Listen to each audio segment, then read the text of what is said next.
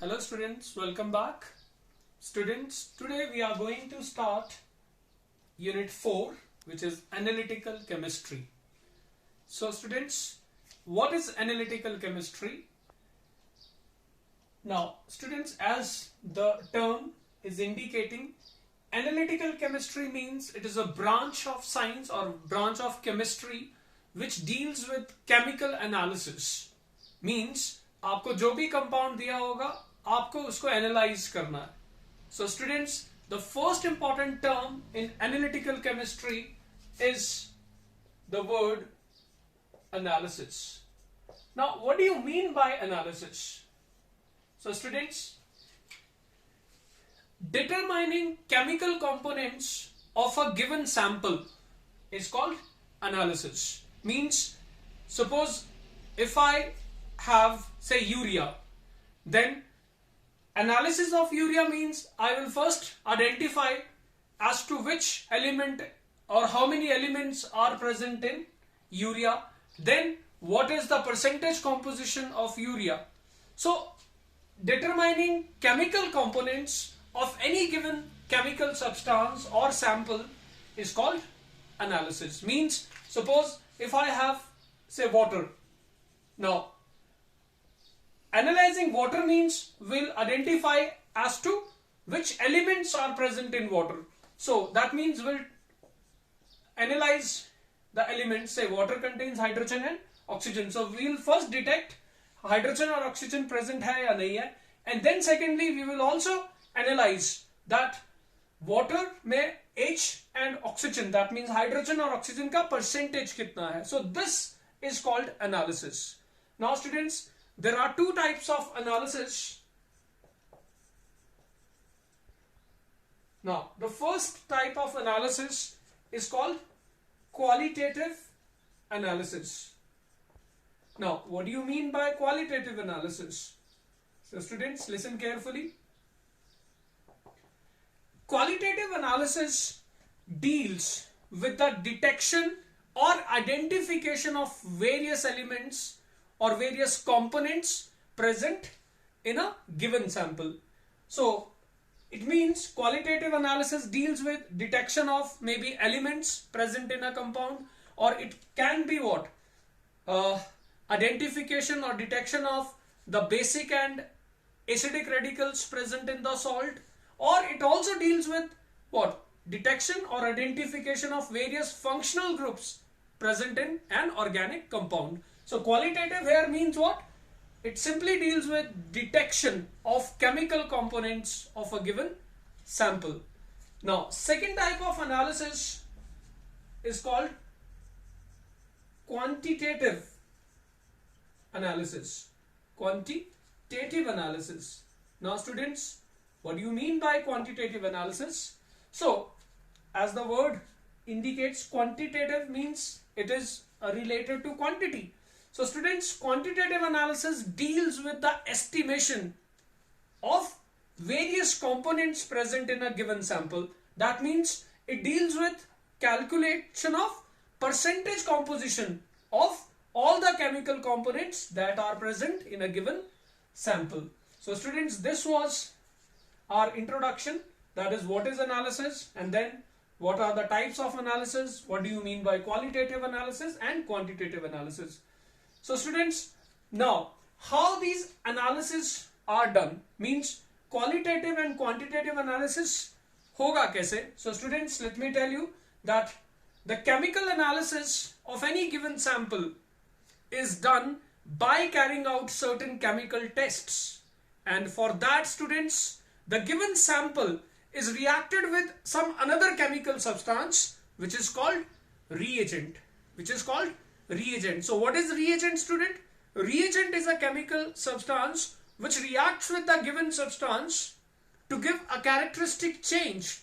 अब वो जो characteristic change है student, वो color भी हो सकता है, it can be smell also. So from the color of the compound which is formed by the action of reagent, or from the smell of the compound which is formed by the action of reagent, we can identify the chemical components present in any given sample.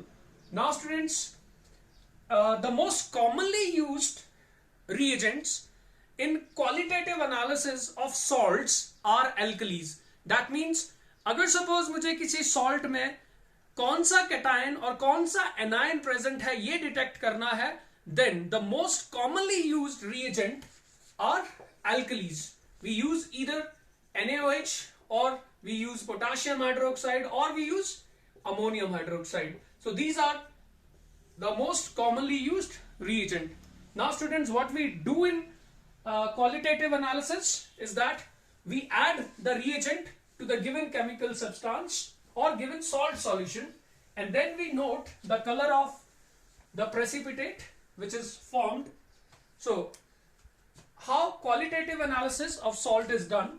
So say this is the salt which is provided, so we make a solution of that salt. Then students, we add to it alkali, it can be NaOH, KOH, etc. And then now students, the salt will contain metal ion, and metal ions combine with the hydroxyl ions of the alkali to form metal hydroxides.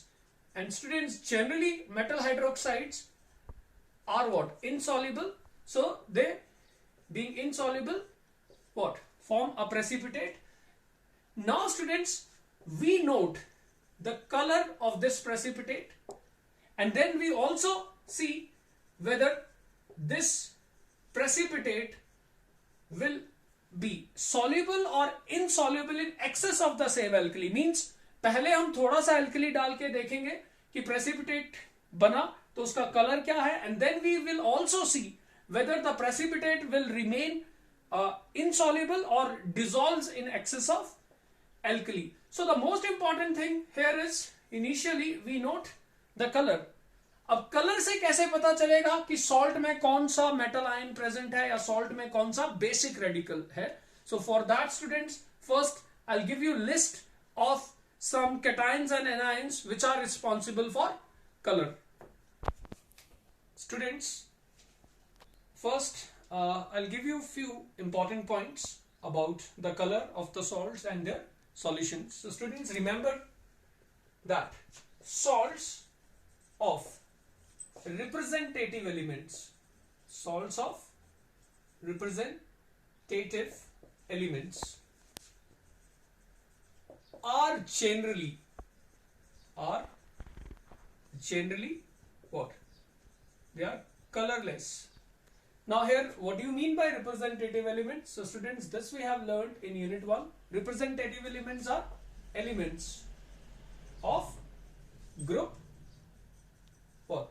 1, 2 and then 13 to 17. So all the elements of group 1 to 13 to 17, they form salts, and such salts are generally what? Colorless. Now the second important thing is that salts of transition elements. Now transition elements means D block elements. So salts of transition elements are generally colored, though there are some exception, but generally salts containing transition metal ions are colored. Now transition metal ions or transition elements means these are elements of group 3 to 12. So students, this was very important. Now I'll give you a list of some ions present in salts which are responsible for color. So students, first I'm giving you a list of ions responsible for color of salts. Now first I'm giving you list of cations. Now students, cations mean basic radicals. So this you have to remember. Now students,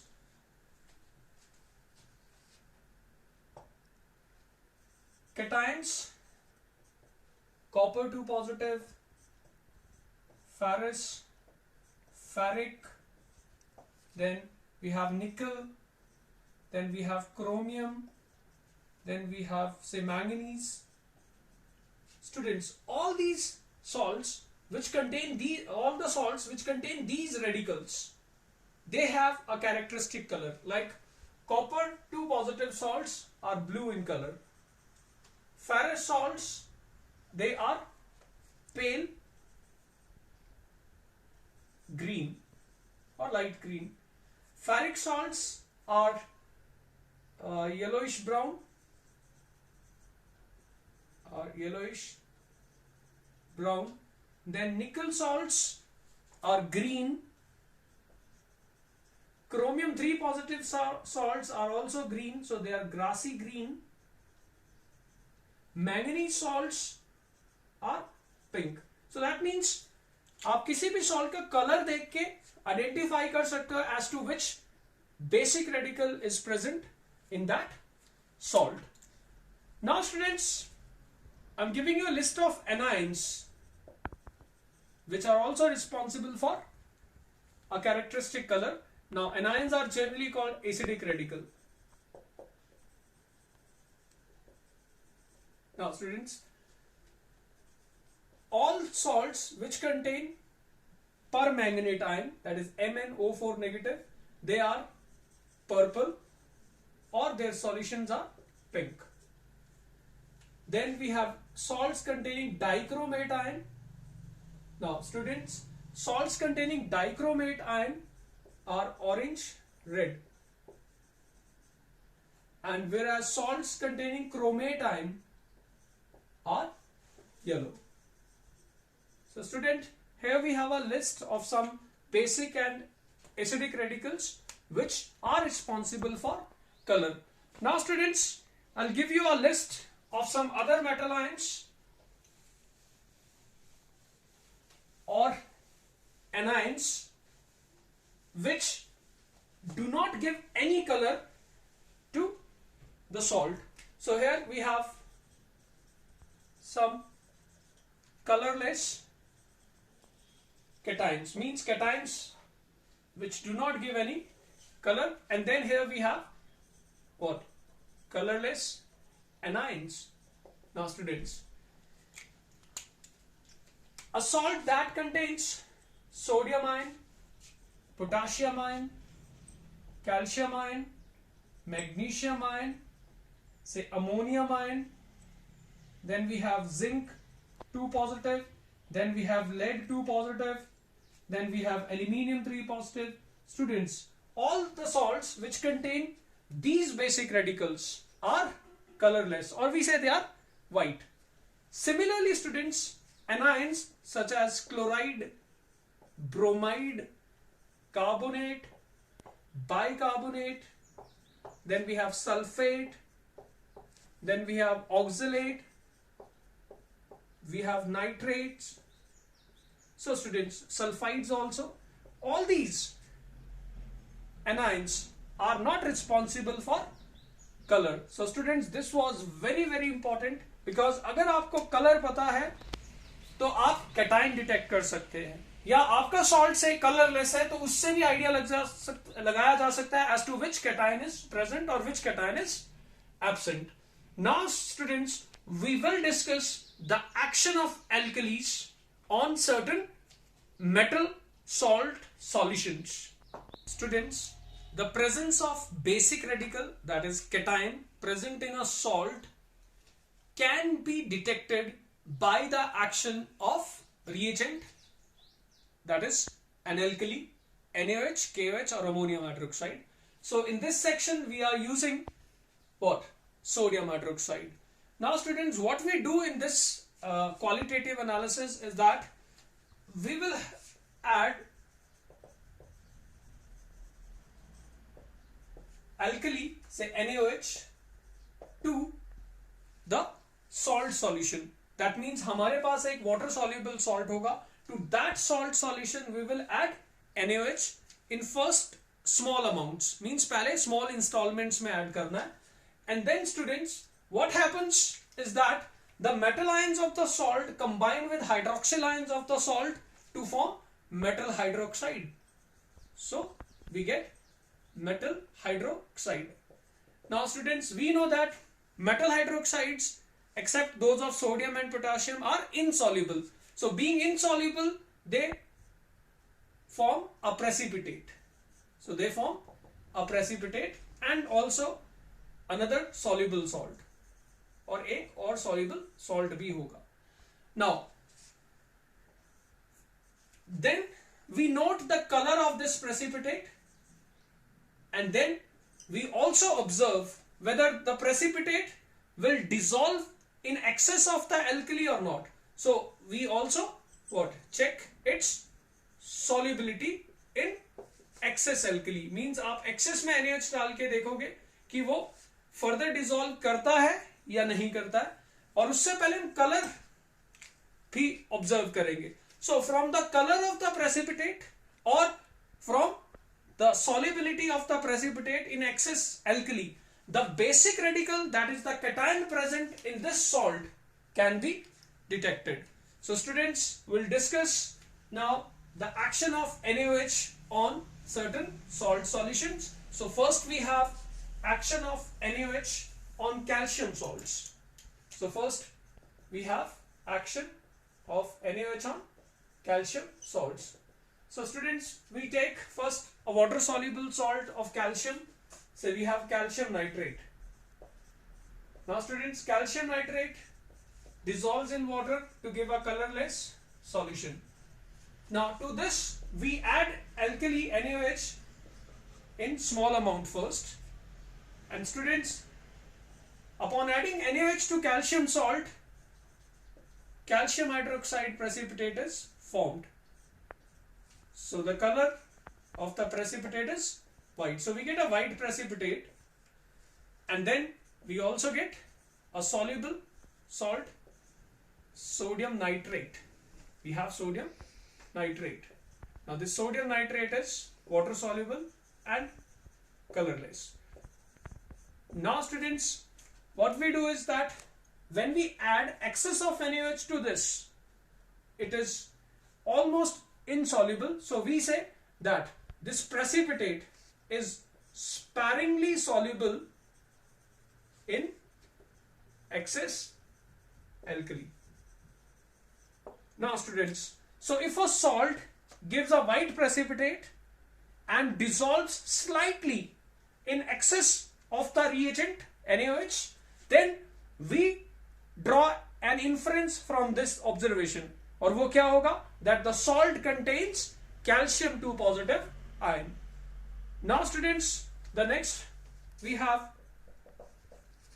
say, ferrous salts. Now, so we have suppose ferrous sulfate aqueous solution, which is pale green solution. Now to this we add sodium hydroxide first in small amount. Now both these soluble compounds combine to give an insoluble hydroxide, which is what? Ferrous hydroxide, and being insoluble, it forms a precipitate, which is what? Dirty green precipitate. So we get dirty green precipitate, and then we get a soluble salt, sodium sulfate, which is colorless. Now then we see whether this precipitate will dissolve in excess of alkali or not. So students, the next point is that this precipitate remains what? Insoluble in excess NaOH. In excess NaOH. So students, from this observation we draw an inference, means हम एक result conclude कर लेंगे, और वो क्या होगा? If a salt gives a dirty green precipitate with NaOH and this dirty green precipitate remains insoluble in excess of NaOH, it means the salt contains Fe2 positive ion as the basic radical. Now students, the next basic radical or next type of salt we are going to discuss is ferric salt. Ferric salt, that is salt containing Fe3 positive ions. So now we'll discuss what is the action of alkali on ferric salt. So we take a water soluble ferric salt. So the aqueous solution of ferric chloride is yellow. Now to this we add small amount of NaOH. Now students, on adding NaOH we get ferric hydroxide, which being insoluble forms a reddish brown precipitate. Reddish brown precipitate. And then we also get what? Sodium chloride, which is water soluble. So this will remain in the solution. And now पहले तो हम color note कर लेंगे, and then we see whether this will dissolve in excess alkali or not. So we observe that it remains what? Insoluble in excess what? NaOH. So students, if a salt gives a reddish brown precipitate which remains insoluble in excess of the same alkali, then we conclude that this salt contains ferric ion as the basic radical. Now the next salt we have is copper salt. So now we will discuss the action of alkali on copper salt. Suppose we have copper sulfate. Students, the aqueous solution of copper sulfate is light blue. It's light blue. Now when we add hydroxide, that is sodium hydroxide, to it in small amount, students, we get copper hydroxide, which being insoluble forms a blue precipitate. A blue precipitate. It is slightly blue, pale blue, and then we get sodium sulfate also. And again we see whether this copper hydroxide precipitate dissolves in excess alkali or not. So students, when we add excess alkali to the above precipitate, it remains what? Insoluble. It remains insoluble in excess sodium hydroxide. So again, from this observation we draw an inference, that is that if a salt on adding small amount of NaOH gives a pale blue precipitate which remains insoluble in excess of NaOH, then the salt contains copper 2 positive as the basic radical. Now students, the next salt is zinc salt. Now students, generally zinc salts are white or they are colorless. So we have, suppose, zinc nitrate. Now zinc nitrate is water soluble and we have a colorless solution. To this we add sodium hydroxide in small amount, and the zinc ions, they get precipitated as zinc hydroxide. Now zinc hydroxide is white gelatinous precipitate. So it is white gelatinous precipitate. And then we have what? Sodium nitrate, which is water soluble salt. So it will remain in the solution.